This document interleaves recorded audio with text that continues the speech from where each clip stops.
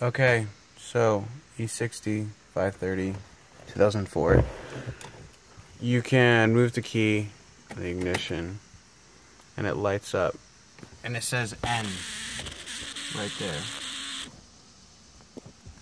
And then I can move foot on the brake.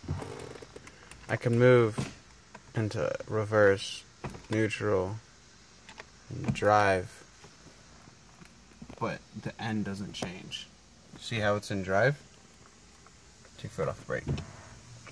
If I turn it off, turn it back on, it still says neutral. And the car won't start. It doesn't react at all.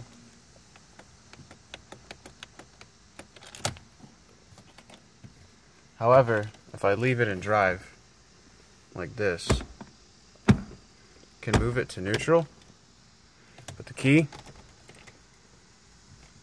it's not coming out. Not unless I shift it into park.